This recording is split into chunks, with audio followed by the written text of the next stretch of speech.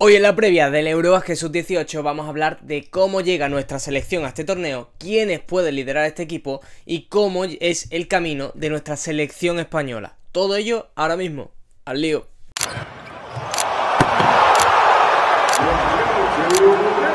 El Eurobasket Sub-20 fue un auténtico mazazo con un equipo con el que personalmente yo creo que podríamos haber aspirado un poquito más. Pero bueno, ahora nos llega un Eurobasket Sub-18 repleto de estrellas, con todos al completo. O sea, vamos a ver que va a haber pocas ausencias por parte de los mejores equipos y con una selección española repleta, pero repleta de talento, que a la cual yo la considero una de las favoritas del torneo y ahora lo vamos a analizar. Así que un poco antes de analizar este Eurobasket, esta competición, este torneo Sub-18, quiero que te suscribas al canal, le des un me gusta al vídeo y sobre todo comentes abajo dónde crees que puede quedar nuestra selección española.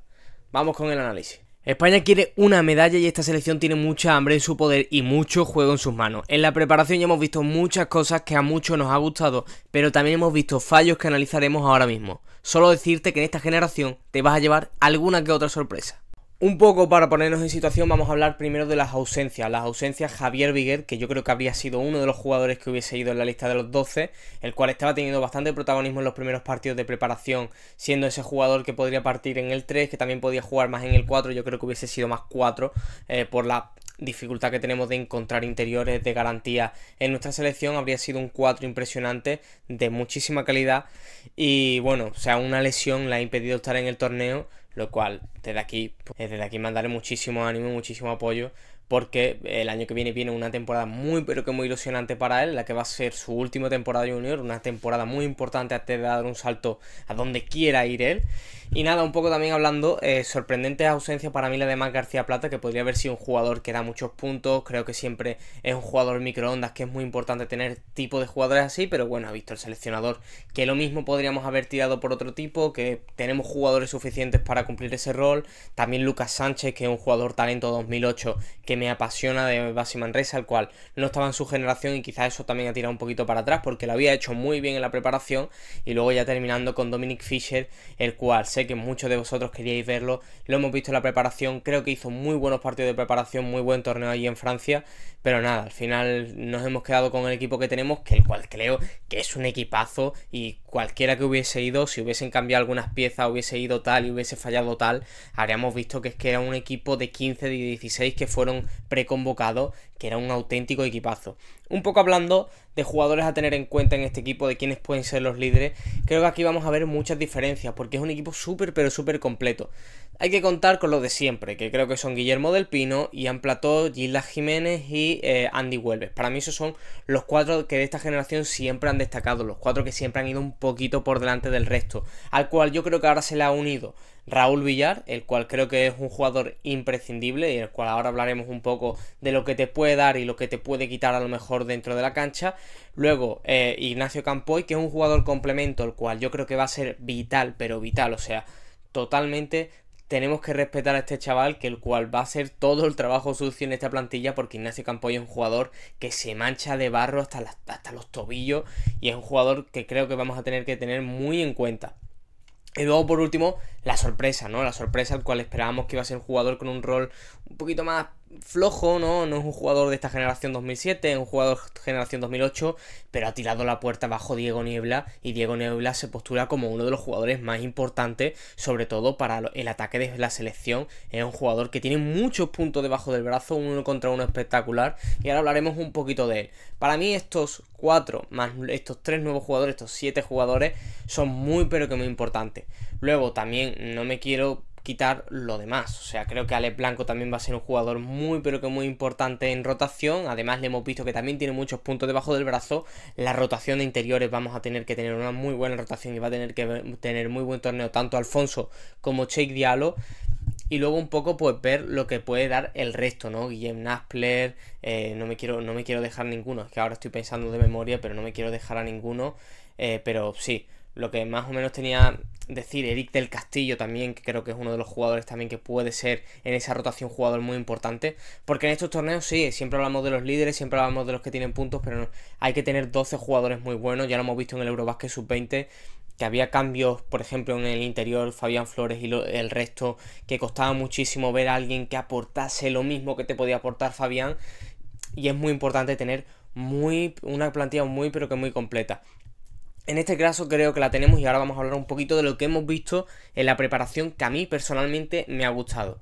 Para mí el ritmo del equipo es diferente al de la sub-20, que sí que es verdad que el contraataque iba muy bien, pero el ritmo en ataque siempre se hacía muy pero que muy lento, muy pesado, no encontraba superioridades, siempre tenía que ser los mismos, ¿no? Los Langaritas o incluso los Álvaro, los Fabián por dentro, los que tuviesen un poco que dar ese siguiente paso. Aquí no, aquí lo puede hacer prácticamente cualquiera. Yo creo que Andy Huelve es un jugador diferencial, Guillermo del Pino en el 1 para 1 diferencial, en el poste bajo y en plato diferencial, Gilda Jiménez tirándose para adentro, un jugador súper descarado, súper diferencial, Diego Niebla lo vais a ver que es un jugador súper diferencial también en el 1 para 1, pero es que ya ni hablándote de jugadores titulares, te puedo decir que es que Alex Blanco también es un jugador que en el 1 para 1 también puede ser bastante diferencial.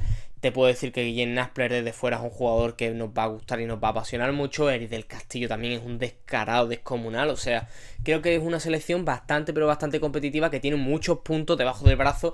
Y eso a mí personalmente me ha gustado. Otra cosa que a mí me ha gustado, que yo creo que nos diferenciaba un poco de la sub-20, es que la sub-20 eran muchos perfiles muy parecidos, ¿no? Yo creo que Álvaro Folgueiras, Lucas Langarita e incluso Fabián Flores, pues son jugadores que a lo mejor les gusta más el mismo ritmo, ¿no? Yo creo que Lucas Langarita es un ritmo más alocado, pero a Álvaro Folgueiras también le venía muy bien, a Fabián Flores también el que Lucas hiciese, el que Lucas generase también le venía muy bien para llegar balones al interior, el Ruller Fábrega también era un jugador que desde ese descaro de ese 1 contra 1 con penetración, siempre un poco como que se jugaba más o menos al mismo ritmo, un ritmo lineal en ataque.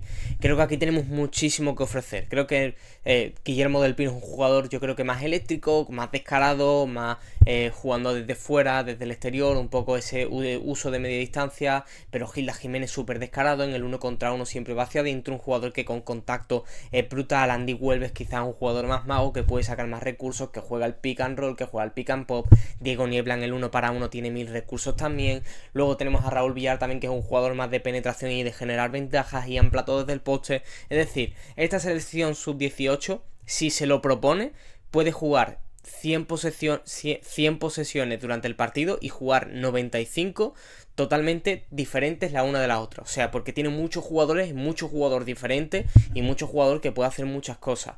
Es decir, que podemos ver que en una posesión se juegue más pausado, más lento, buscando a Ian y que Ian genere desde dentro hacia afuera, pero también podemos ver en la siguiente una jugada de 2 pases con bloqueo indirecto para Guillermo del Pino y que se la tire de 3. O sea, es una selección muy pero que muy completa, que eso al final pues te da un poco que el rival no sepa lo que puedes hacer y el ritmo que puedas tomar, y sobre todo que si te cortan el ritmo sepas jugar a diferentes ritmos, que es algo que yo creo que a la sub-20 le faltó muchísimo. Luego, para lo de los jugadores, los puntos debajo de los brazos, es algo que me parece brutal, ¿no? De esta selección, o sea, que Diego Niebla te puede hacer 10 puntos, que Gildas en un día también te puede hacer 10 puntos, que Guillermo del Pino también te puede hacer 10 puntos, que Raúl Villar te puede hacer 10 puntos, que Andy te puede hacer 10 puntos, que Ian te puede hacer 10 puntos, incluso que Alfonso Rodríguez, si tiene el día, si tiene sus tiros liberados, te puede hacer 10 puntos, Alex Blanco. Cualquier jugador tiene muchos puntos debajo del brazo y eso es algo que nos faltó muchísimo en la sub-20, que estoy siempre comparando a la sub-20 porque es el torneo que hemos visto, ¿no? Y el torneo más reciente, pero es algo que nos faltó en la sub-20, en donde había pocos jugadores con muchos puntos debajo del brazo, ¿no? Los Langaritas, los Folgueiras ya lo vimos con los 28 puntos, los Fabián Flores, pero había jugadores en los que eran complementos que no te esperabas que pudiesen dar ese pasito adelante, ¿no? Quizás solo Adrián Torres de la Torre y así el Miquel en un par de partidos ha sido ese jugador que nos ha dado un poco un extra. En esta plantilla hay 7, 8, 9 jugadores que no me sorprendería que fuesen a más de 10 puntos en algún que otro partido porque tienen muchos puntos debajo del brazo. Luego, también no me quiero centrar solo en lo que me ha gustado, también quiero hablar de lo que no me ha gustado de esta preparación. Y es que a mí creo que me ha faltado un poquito de encontrar a Ian de dentro, de encontrar a Ian en el poste para que él genere de dentro hacia afuera. Creo que es algo que nos faltó también con la sub-20, con Fabián Flores, al que no se le buscó apenas, ¿no? O sea, más que nada, Fabián encontraba el balón no encontraba a Fabián. No quiero que a esta selección le pase lo mismo. ¿Por qué? Porque Ian tiene una visión de juego espectacular. Ve los cortes de una manera que, sinceramente, ni los propios bases creo que ven el baloncesto como lo ve Ian Plató, que encuentra cada corte, que encuentra cada ventaja perfectamente. Y creo que en partidos en donde el ritmo puede ser un poquito más trabado, darle balones y que genere él a partir del poste, como lo podría haber hecho Fabián o como lo ha hecho Folgueiras también en algún que otro partido en la sub-20, es un recurso que tenemos que utilizar también. ¿Por qué? Porque Fabián además tiene un físico y tiene movimiento debajo del poste que no solo te puede encontrar puntos para sus compañeros, también te los puede encontrar para él mismo. Y es un jugador súper, pero súper dominante con muchos recursos.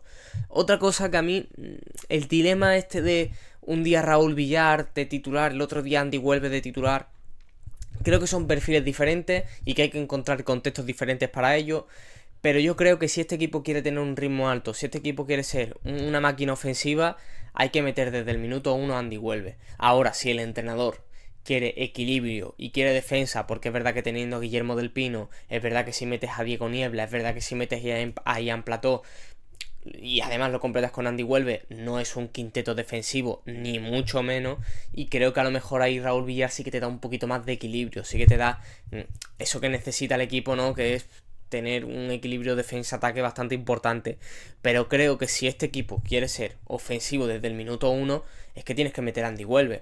Y ya luego Raúl Villar es un jugador súper, pero súper equilibrado. Me recuerda muchísimo a su hermano en este tema. O sea, es un jugador que no solo te aporta en ataque, que es un jugador que en ataque equilibra también el juego y sobre todo genera fluidez en el juego ofensivo. Yo creo que es un jugador director de orquesta totalmente, pero es que en defensa también es un auténtico robacartera. Es un jugador que siempre, pero siempre es muy pesado. Está todo el rato con las manos, una energía flipante, y creo que lo puedes meter en ese contexto de buscar equilibrio si lo metes en el quinteto titular, pero es que si lo metes en rotación es que vas a tener a un jugador totalmente un perro de presa que lo puedes ahí alinear un poquito ahí, buscando con Alfonso, buscando también con Eric del Castillo, buscando quizás incluso con otro tipo de jugador, a lo mejor puede ser Ignacio Campoy o Diego Niebla, y hacer ahí un quinteto a lo mejor más defensivo, pero buscar algo diferente. Y yo creo que ese dilema no me ha gustado. Un día te pongo a Andy, el otro día para recuperar te pongo a Raúl Villar. Ahí ese dilema no me ha gustado. Creo que tendría el entrenador un poquito que decidirse ya, ¿no? Ahora lo hará en el Campeonato Europeo, pero no sé ahora mismo si te puedo decir si va a ser titular Andy o si va a ser titular Raúl Villar. Y lo último, que aquí sí, antes de pasar al siguiente dilema, es la rotación de interiores, algo que no me ha gustado, ¿eh? Yo creo que Ian Plató ha tenido mucho peso, pero el rato que no ha jugado Ian Plató he visto mucha imprecisión. O sea, tanto Alfonso como Cheik. El último partido de Francia de Cheik fue un partidazo, pero en el resto de partidos de preparación ha habido una diferencia abismal entre cuando salía Ian Plató estaba Ian Plató en la pista y cuando no estaba. Yo creo que eso es muy importante, reducir esa diferencia, porque Ian es muy importante, es uno de los jugadores más importantes, pero también es un jugador cuya estamina no es infinita. O sea, ya hay que tener cambio y hay que correr, y este equipo es ofensivo, este equipo quiere ir al ataque, y hay que tener un equipo que en rebote ofensivo vaya bien, con Cheik, con Alfonso. Alfonso yo creo que es un perfil diferente porque también puede jugar abierto. Cheik es más pintura, más intimidación, defensivo, pero hay que buscar algo que no se note esa diferencia entre el interior, porque se notaba muchísimo que a los equipos nos hacían mucho daño, sobre todo a partir del juego interior, cuando no estaba Ian Plató en pista. Y eso que Ian Plató no es un jugador defensivo que no tendría que tener cierto impacto respecto a sus suplentes en el apartado defensivo, pero es que los seguía teniendo. O sea, hay que hacerlo mirar porque hay que tener un poquito, hay dudas ahí en el interior. Continuamos con el camino de España, y es que España va a tener un camino difícil, a la par que bonito en este Eurobasket, donde tenemos que meter presión desde el día 1 para conseguir las eliminatorias más sencillas. Ganar a Letonia en el primer partido y a Bélgica en el tercero debe ser prioridad para pasar entre las dos mejores y ya pelear el primer puesto contra una Eslovenia con mucho jugador talentoso. A partir de la eliminatoria de cuartos yo creo que va a tocar sufrir ante selecciones como Lituania, Serbia o Francia, a las que considero un pasito por encima de nosotros. Hablando un poquito de este Eurobasket, ¿no? Y para terminar, no quiero que esto se haga bola. Esto es simplemente lo que vamos a ver esta semana. Lo que vamos a ver seguro van a ser los 3 primeros partidos. El primero ante Letonia mañana. Un equipo al que hay que tenerle cierto miedo, porque yo creo que es un bloque, que creo que hay mucho jugador talentoso, nos puede hacer mucho daño. Es un poco, la considero un poco en el corte de Israel en el Europeo Sub-20, el cual no la considero de las favoritas, pero que a un partido te puede hacer mucho daño y te puede causar algún disgusto. Bélgica sí que me parece más la Finlandia, ¿no? Si la comparamos con el Eurobasket Sub-20, me parece más la Finlandia del grupo de España, un equipo que no tiene muchísimo talento diferencial, pero que también es un equipo que supongo que plantará alguna trampa a España, supongo que hará un partido más tosco, más defensivo, y ahí España pues va a tener que jugar un ritmo diferente. Y luego Eslovenia, que Eslovenia tiene una muy buena selección. Marc Morano, hay que tenerlo en vista, es un jugador que como se enchufe, empieza a meter triple, empieza a jugar en el poste, empieza a tirar esos unos contra uno definitorios. Lazarovic también desde el base, que es un base alto que puede hacer muchísimo daño, ya sea Raúl Villar o Andy Huelve. Hay que tener mucho cuidado con Eslovenia, es una selección muy potente y que puede ser una de las sorpresas del campeonato y nos vamos a jugar el primer puesto con ellos. A partir de las eliminatorias, para mí hay tres selecciones que yo no me las quiero cruzar en pintura, a no ser que estemos en una final o en unas semifinales, el cual te tienes que enfrentar a las mejores, pero yo no quiero a Serbia, yo no quiero a Lituania y yo no quiero a Francia en pintura. Te puede tocar una Italia, que una Italia de turno tiene jugador también muy talentoso, aunque la mayor ausencia del torneo es Luigi Sfigo, que es el jugador italiano de más de 2 metros 10, 2 metros 15, es un jugador que esta temporada ha estado jugando en la cantera de Armani y que el año que viene va a jugar en Mega en la primera plantilla, y es un jugador que es una ausencia grande de Italia. Pero Italia también puede ser una sorpresa, es una selección bastante, pero bastante unida y bastante potente, con buena base de la Virtus y buena base de Armani, que Armani Milán, bueno, Olimpia Milán, perdón, ha llegado a la final de la Adidas Next Generation, y hay que tener muy en cuenta esta selección, aunque claro, para mí encontrarme una Italia no es lo mismo, no me impone el mismo miedo que encontrarme una Francia, esta Francia tiene un equipazo, para mí la gran favorita, pero es que esta Serbia también tiene pero que una base de Mega impresionante, o sea, es un equipo que parece que está jugando Mega, o sea, hay algún que otro jugador de Estrella Roja, hay algún que otro jugador de Partizan, pero realmente parece un equipo de Mega Basket, con una base de Mega pero que muy unida, y también luego Lituania con esa base de Zalgiris, que Zalgiris también era un equipazo, y sobre todo con los jugadores que no juegan en el Zalgiris, como Arturas Butayevas, como Armina Pilka, que son jugadorazos. Así que hay que tener muchísimo cuidado a partir de ahí. Las eliminatorias, como te digo, te puede tocar cualquier cosa. Para mí hay tres grandes favoritas. España es la cuarta, o sea, no nos creamos que España está tan atrás. Lo que pasa es que sí que encontrarte con una de estas selecciones, encontrártela en cuartos final, es un chasco para cualquiera de las dos, porque realmente pueden caer cualquiera eliminada. Y nada, esto ha sido un poco el repaso del Eurobasket Sub-18.